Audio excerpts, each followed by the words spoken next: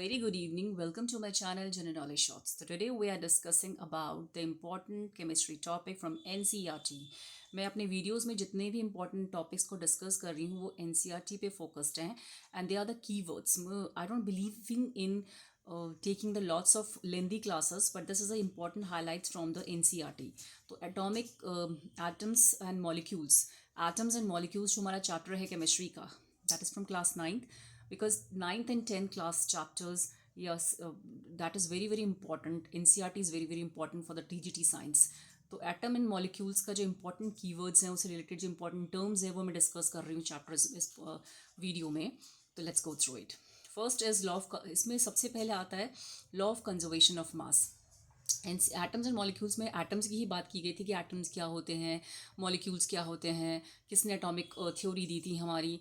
Dalton ने जो atomic theory दी थी उसके ड्रॉबैक्स क्या थे, जो डिफरेंट सिंबल्स दिए थे, वैलेंसीज क्या होती हैं. तो all in the short videos have discuss all these things.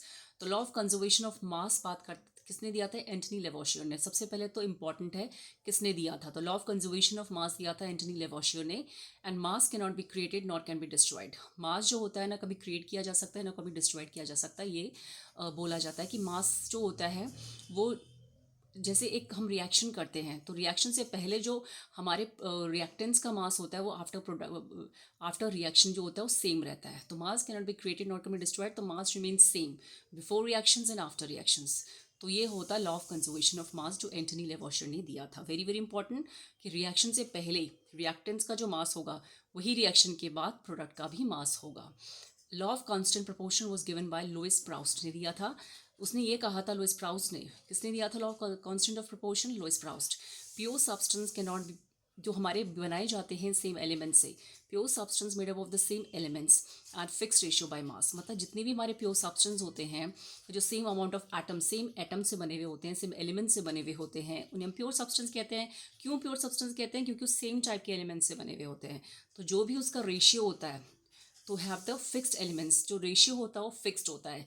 जैसे वाटर में है तो वाटर का जो रेशियो है, एटॉमिक मास का जो रेशियो फिक्स्ड है. चाहे हम किसी नाले का पानी ले लें, चाहे हम किसी नदी का पानी ले लें, जो फॉर्मूला है, जो रेशियो है मास का वो हमेशा फिक्स ही रहेगा. ऐसे नहीं कि नाले के पानी का हम फॉर्मूला उठाएंगे तो अलग होगा, या हम पहाड़ के पानी का फॉर्मूला उठाएंगे तो अलग होगा. वाटर का फॉर्मूला हर जगह सेम होगा. स्टेट चेंज हो सकती है, कोई फ्री स्टेट में हो सकता है, कोई लिक्विड स्टेट में हो सकता है, लेकिन it can be fixed. Water का जो फॉर्मूला है वो फिक्स्ड रहेगा बाय मास. तो 1:8 for water. Now atomic theory किसने दी थी, डाल्टन ने दी थी. Very important. इसके हाईलाइट्स पॉइंट्स से कि डाल्टन ने जो था मेन फोकस किया था कि एटम ही सबसे छोटा पार्टिकल होता है. Atom can not B divided further. और हर एक एलिमेंट जो होता है सेम टाइप के एलिमेंट से बना हुआ होता है. तो इसने मेन ये कहा था कि एटम को हम फर्दर डिवाइड नहीं कर सकते. तो लेकिन इसके कुछ drawbacks, please go through it's theory. जो थ्योरी के इंपॉर्टेंट पॉइंट्स थे, गो थ्रू इट थ्योरी. ये स्टेटमेंट बेस्ड क्वेश्चन में पूछ सकता है एग्जामिनर की बताइए इसकी क्या, कौन सा इसका जो था वो पॉइंट नहीं था एटॉमिक थ्योरी का. तो you should know all the points of the atomic theory which was given by the Dalton.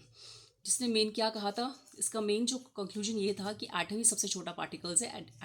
Atoms को हम फर्दर डिवाइड नहीं कर सकते इलेक्ट्रॉन, प्रोटॉन्स और न्यूट्रॉन्स में. लेकिन ऐसा नहीं था, इसके ड्रॉबैक्स थे. इसके ड्रॉबैक्स क्या थे कि atoms can be further divided. Atoms को हम फर्दर डिवाइड कर सकते हैं इलेक्ट्रॉन्स में, प्रोटॉन्स में और न्यूट्रॉन्स में. तो ये इसके ड्रॉबैक्स था. और सेकंड क्या था कि atoms of same elements are not same. जो एटम्स होते हैं सेम एलिमेंट्स के वो सेम नहीं होते हैं. For example the hydrogen. In case of hydrogen we have the 3 isotopes and we have the different mass, 1 AMU, 2 AMU and 3 AMU. Okay, तो the protium, deuterium, tritiums. तो isotopes of hydrogens same hydrogen है, लेकिन क्या है, it's not possible. Same elements जो atoms होते हैं same elements के, वो हमेशा ज़रूरी नहीं है कि सेम हो. जैसे हाइड्रोजन के ही 30 आइसोटोप्स हैं तो एटम सेम है लेकिन उसके एटम्स अलग अलग हो सकते हैं एक ही एलिमेंट के. तो ये इसके 2 ड्रॉबैक्स थे. किसके drawbacks are very important. And जो उसने थ्योरी दी थी वो भी बहुत इंपॉर्टेंट है डाल्टन ने.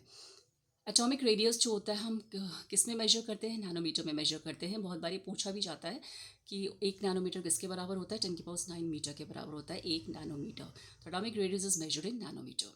ओल्ड सिंबल्स किसने दिए थे, डाल्टन ने दिए थे. क्योंकि ओल्ड सिंबल्स के थे वो उसमें दे नीड, उन्हें ज़्यादा स्पेस की ज़रूरत पड़ती थी, उनको बनाने में ज़्यादा टाइम लगता था, टाइम कंज्यूमिंग होते थे, वो काफ़ी कलर्ड होते थे, तो बेसिकली वो कुछ उनके कुछ ड्रॉबैक्स भी थे।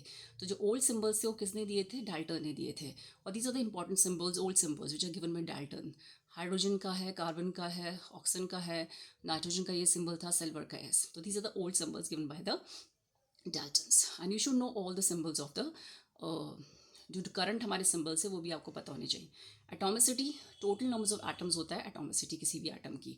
तो monoatomic examples are very very important because we have to focus on the important terms, important points जो पूछे जाते हैं। हमें सब कुछ नहीं पढ़ना, हमें क्वालिटी पढ़नी है सिर्फ। तो मोनोटॉमिक में क्या आएगा, हमारे आर्गन है, हीलियम है, हाइड्रोजन है, ऑक्सीजन है, फॉस्फोरस है, सल्फर है, आयरन है, सिल्वर है, सोडियम है, ये होते हैं मोनोटॉमिक। इसमें सिर्फ एक ही एटम्स होता है। डायटॉमिक का मतलब होता है इसमें दो एटम्स होते हैं, जैसे नाइट्रोजन में दो एटम्स है, ऑक्सीजन में दो एटम्स है, हाइड्रोजन में दो एटम्स है। ट्राइटॉमिक मीन्स इसमें तीन एटम है, जैसे ओजोन में तीन एटम्स होते हैं। पॉलीएटॉमिक मतलब इसमें तीन से ज़्यादा एटम्स होते हैं, जैसे पी फॉस्फोरस में 4 एटम्स होते हैं, सल्फर में 8 एटम्स होते हैं। तो these are the important examples of monoatomic, diatomic and polyatomic and triatomic. Very very important. Atomicity means the total numbers of atoms. Now atomic mass, atomic mass हम कैसे निकालेंगे, equal to 1/12 of the mass of one atoms of carbons. जो 1/12 mass होता है of the mass of one atoms of carbon is called atomic mass. It's a formula for this. Now valency are formed. हम valency कैसे निकाल सकते हैं, किसी compound को अगर हमें फॉर्म करना है तो हम उसको चार्ज का पता होना जरूरी होना चाहिए। पॉजिटिव एंड नेगेटिव जो आइंस होते हैं उसके ऊपर, जैसे पॉजिटिव चार्ज आइंस को बोलते हैं कैटाइंस। वेरी वेरी इंपॉर्टेंट, पूछा जाता है पेपर के आदमी कि पॉजिटिव चार्ज आइंस कौन से होते हैं, कैटाइंस। नेगेटिव चार्ज आइंस कौन से होते हैं, एनाइंस। एग्जाम्पल जैसे पॉजिटिव चार्ज आइंस में आते हैं हमारे हाइड्रोजन, इसमें पॉजिटिव चार्ज होता है। सोडियम में पॉजिटिव 1 चार्ज होता है, पोटेशियम में पॉजिटिव 1 चार्ज होता है, अमोनिया में पॉजिटिव 1 चार्ज होता है। एग्जाम्पल नेगेटिव आइंस होता है, जो नेगेटिवली चार्ज आइंस होते हैं उसको बोलते हैं anions. Negative charge ions are called anions.